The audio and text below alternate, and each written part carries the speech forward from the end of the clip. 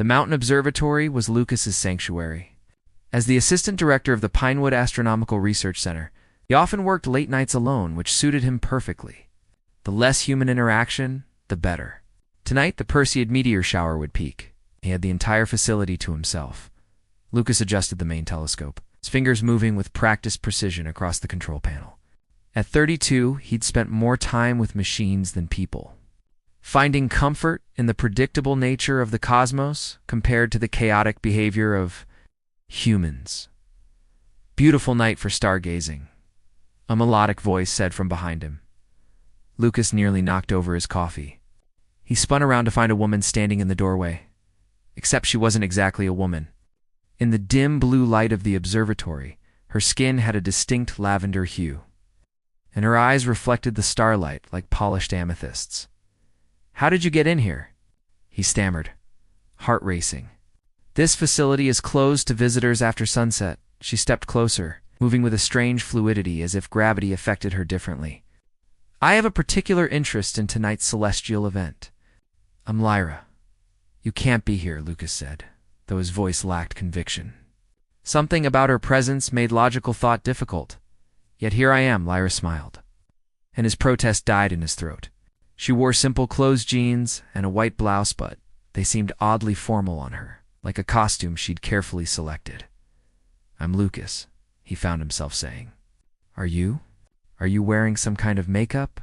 Lyra touched her cheek, her slender fingers tracing the curve of her jawline.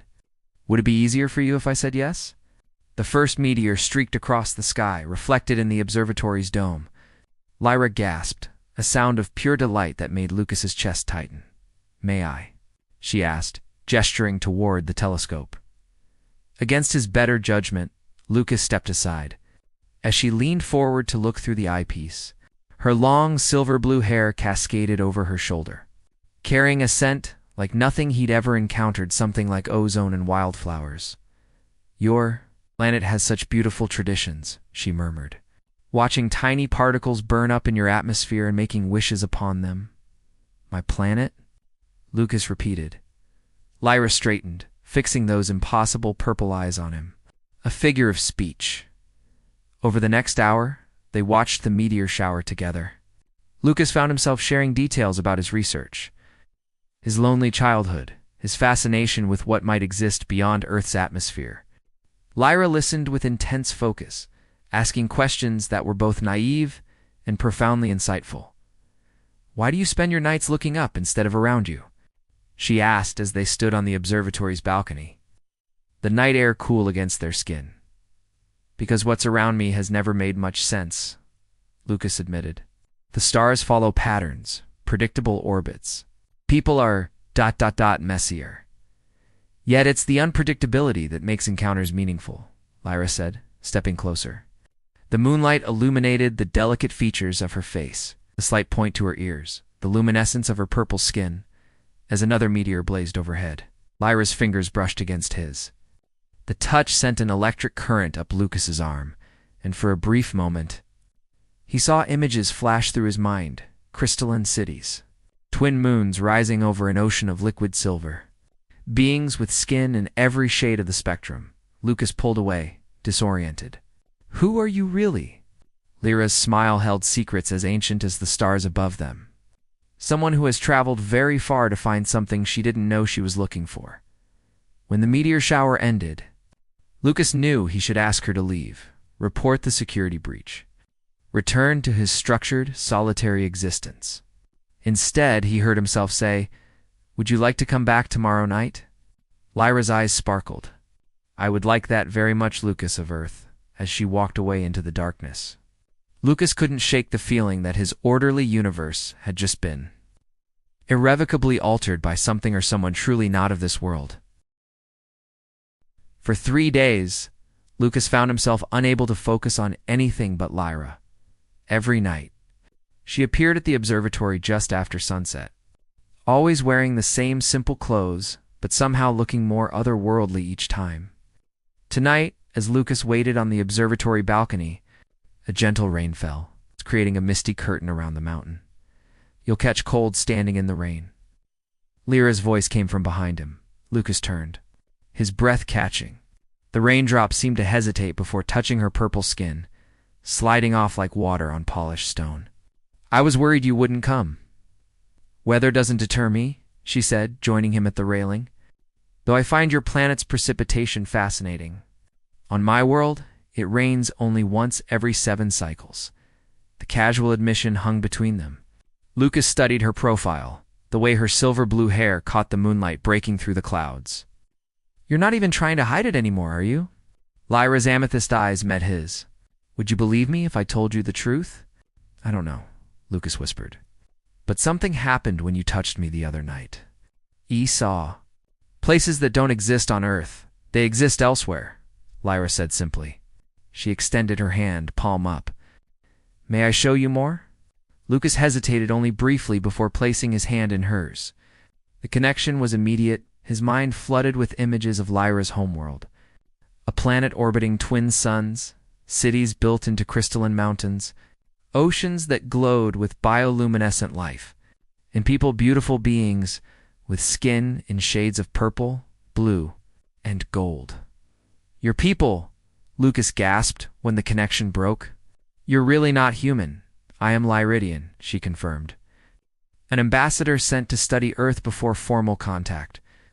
We've been observing your civilization for decades, but I diverged from protocol when I approached you." "Why me?" Lucas asked, still reeling from the mental connection. Lyra's fingers traced the line of his jaw, sending shivers down his spine. "Your mind calls to mine in ways I cannot explain.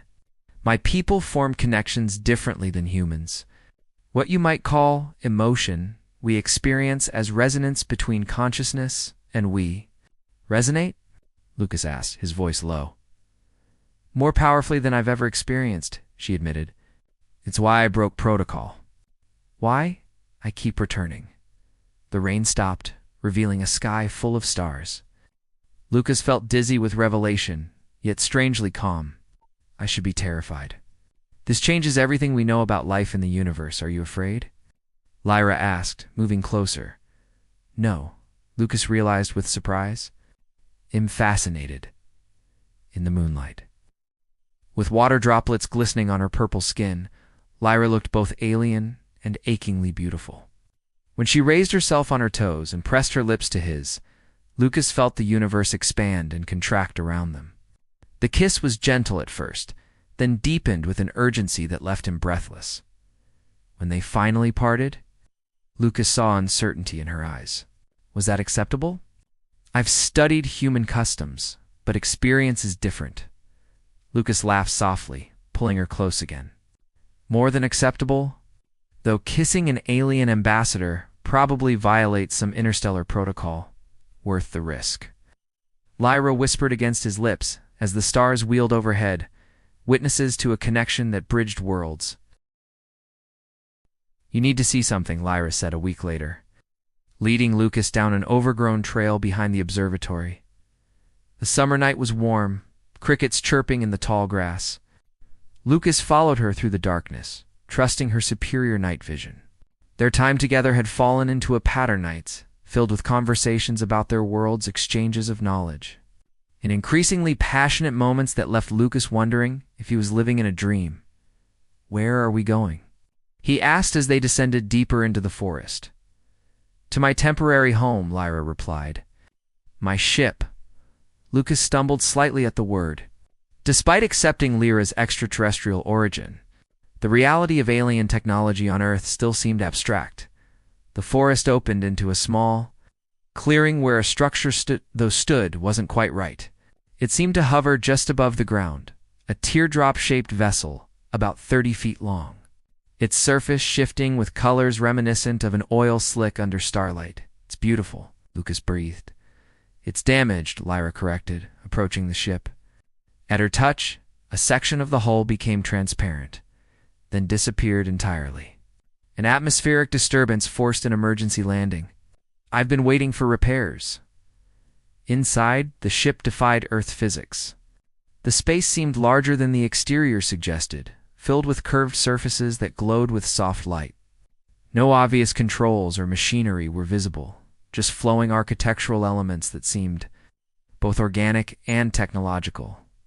This is why I'm here, Lyra explained, gesturing to a crystalline display that materialized at her approach. I was collecting atmospheric data when the storm hit. My mission was to assess Earth's readiness for contact. And what's your assessment?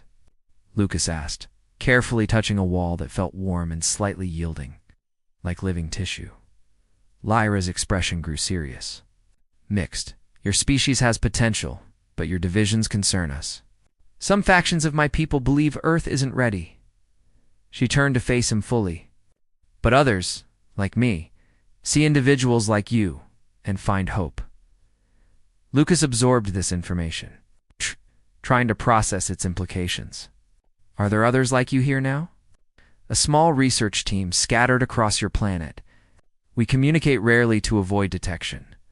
A panel slid open, revealing a small chamber that resembled a bedroom. A platform that must serve as a bed glowed faintly. Impersonal items, some recognizable, others completely alien-lined recessed shelves. This is where you live? Lucas asked. Lyra nodded. When I'm not with you, the intimacy of being in her private space wasn't lost on Lucas. He noticed a small device projecting an image of cityscape unlike anything on Earth. With spiraling towers and bridges of light connecting them, my home, Lyra said softly, following his gaze. The capital city of Lyrod. It's magnificent, Lucas said, then noticed her expression. You miss it, yes, she admitted. But I've found unexpected joy here, too. She stepped closer, taking his hands in hers. Lucas, soon my ship will be repaired. My people will expect a report, and eventually, a decision about Earth. The implication was clear. Her time on Earth was limited. Lucas felt a cold weight settle in his chest. How long? A few of your weeks, perhaps less, Lyra said, her purple fingers intertwined with his, warm and impossibly smooth. I didn't anticipate what would happen between us. Lucas pulled her closer, one hand sliding to the small of her back. Neither did I. Their lips met in a kiss that held both desperation and tenderness. Lyra's body pressed against his, her silver blue hair falling around them like a curtain as they sank onto the glowing platform. The ship seemed to respond to their emotions, the lights dimming to a soft pulse that matched their quickening heartbeats. My people form bonds differently than humans, Lyra whispered against his neck. When we connect, it's not just physical. Show me, Lucas urged, as their bodies intertwined. Lucas felt his consciousness expanding, merging with Lyra's in a way that transcended physical intimacy. He saw her world through her eyes, felt her experiences as if they were his own. Their connection spiraled outward into something cosmic and profound. Two souls from different worlds finding harmony among the stars. Later, as they lay wrapped in each other's arms, the reality of their situation hung above them like a shadow. What happens now? Lucas asked, tracing the curve of her purple shoulder. Lyra's eyes reflected the gentle glow of the ship around them. Now we make the most of the time we have, while I try to find a way for our worlds to coexist. But in her voice, Lucas heard the doubt she couldn't hide, and he wondered if loving someone from the stars was ever meant to have a happy ending. 2 weeks passed in a blur of stolen moments and deepening connection. Lucas found himself living for the nights, counting hours at work until he could return to Lyra. The research center's director had commented on his distraction, but nothing seemed to matter except the time he spent with her. Tonight, they sat by a small lake near her ship, skipping stones across the still water. The full moon cast everything in silver light, making Lyra's purple skin shimmer with an otherworldly glow. My people detected a signal, Lyra said, breaking a comfortable silence. The repair ship will arrive in 4 Earth days. The stone in Lucas's hand dropped to the ground. For days? That's all we have left. Lyra's amethyst eyes held infinite sadness. I've requested an extension to my mission, but it's complicated. Our council is divided on whether Earth is ready for open contact, and what happens to us? Lucas asked, voice tight with emotion. Lyra touched his face, her fingers cool against his skin. There are ... options. None simple. Tell me. He insisted I could stay. maintain my human disguise, but I'd eventually be discovered. My biology isn't compatible with Earth long-term without medical intervention.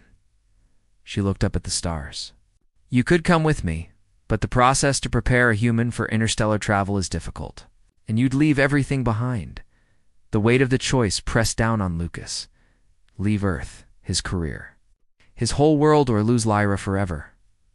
There's something else you should know, Lyra continued, taking his hands in hers. The connection we've formed, what my people call soul resonance, it's rare even among Lyridians. To find it with someone from another species is unprecedented. What does that mean exactly? Lucas asked. It means that separating would cause pain beyond the emotional. Our consciousness has begun to intertwine at a quantum level. Her voice trembled slightly. It's why I've been fighting for a third option official. It's diplomatic contact that would allow ongoing connection between our worlds. Lucas pulled her close, burying his face in her silver blue hair. I don't want to lose you, nor I you, she whispered. That night, in the gentle glow of her ship, their lovemaking took on a desperate intensity. Every touch, every kiss, felt like memorizing something precious before it vanished. Lyra's purple skin glowed with internal light as their bodies moved together, the ship's environment responding to their emotions with pulses of color and sound. In the aftermath, as they lay tangled together on the floating platform, Lucas made his decision. I want to go with you, he said into the darkness. Lyra propped herself up on one elbow, her eyes searching his face. Lucas, you don't understand what you're saying. The procedure to prepare you is painful. You would never see Earth again. Your family, your work, my parents died years ago. My work can be done by others.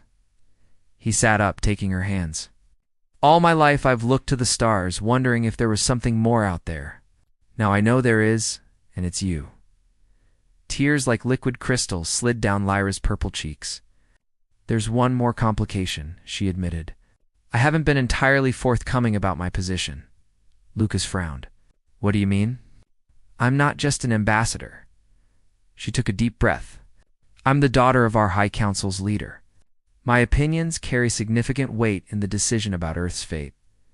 The revelation hit Lucas like a physical blow. You're royalty? Not in the way humans understand it. Our leadership is based on mental capacity and resonance potential, which tend to run in genetic lines. She touched his chest, over his heart. My decision to bring you to my world would have political implications, so I'd be what a diplomatic incident. Lucas asked. Or a bridge between worlds, Lyra countered. The first human to truly understand us. Bonded to someone with influence. Lucas stared at the ceiling of the ship, watching patterns of light swirl in response to their emotions. In 4 days, everything would change one way or another. The day of the repair ship's arrival dawned clear and crisp. Lucas had taken emergency leave from the observatory, claiming a family crisis. In a way, it wasn't a lie. He was facing the most significant decision of his life. He stood with Lyra at the edge of the forest clearing, waiting. Her usually vibrant purple skin seemed paler, tension evident in the set of her shoulders. How will they arrive? Lucas asked, scanning the morning sky. Not like in your films, Lyra said with a small smile. No dramatic descent.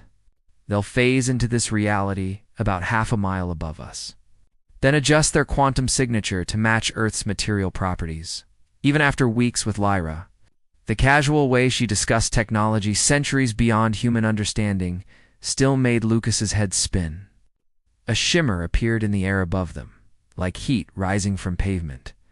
It expanded, coalescing into a shape similar to Lyra's ship, but larger. Its surface rippling with colors that hurt Lucas's eyes to look at directly. They're here, Lyra whispered, gripping his hand tightly. The ship descended silently, hovering above the clearing. A section of its hull became transparent, then disappeared, revealing 3 figures. They stepped out to males and a female, all with the same purple skin as Lyra, but with variations in shade and markings. Their clothing seemed to flow around them like liquid metal.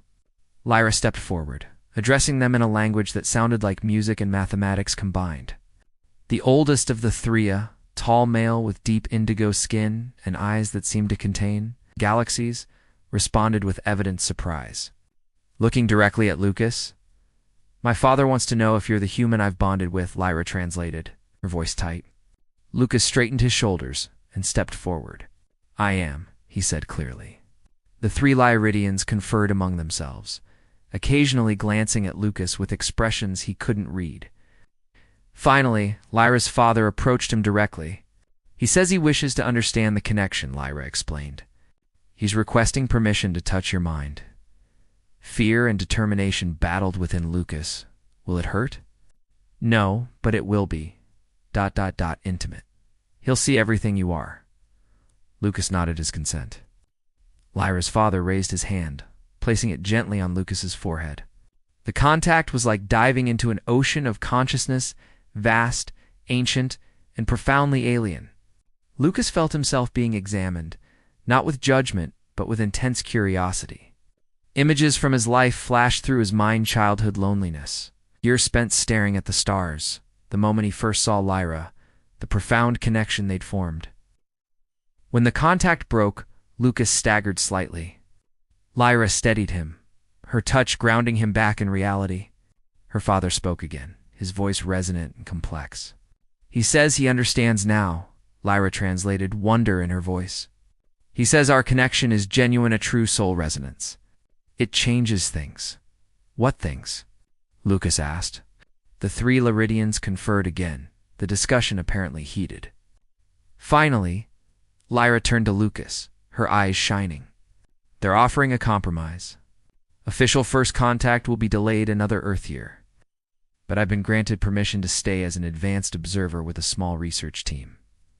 Her voice trembled with emotion. "And you've been offered the chance to undergo partial adaptation, enough to visit my world for short periods without permanent relocation. A bridge between worlds," Lucas said, echoing their earlier conversation. "Yes," Lyra confirmed. "It won't be easy.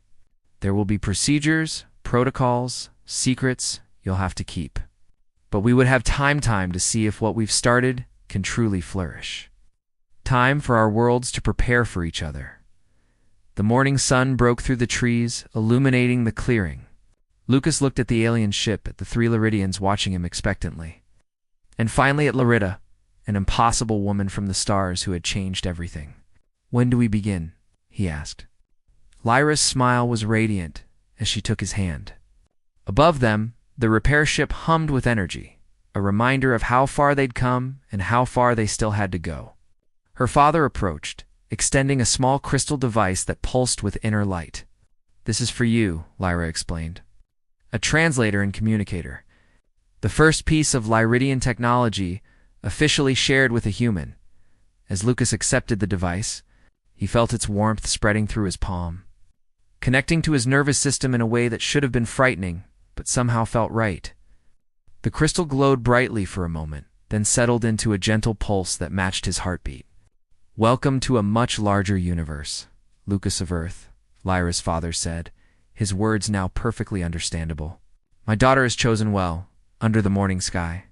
With representatives of two worlds watching, Lyra and Lucas sealed their impossible bond with a kiss that promised not an ending, but a beginning, a love story that would unfold across the stars, bridging worlds that had always been separate but perhaps were never meant to stay that way.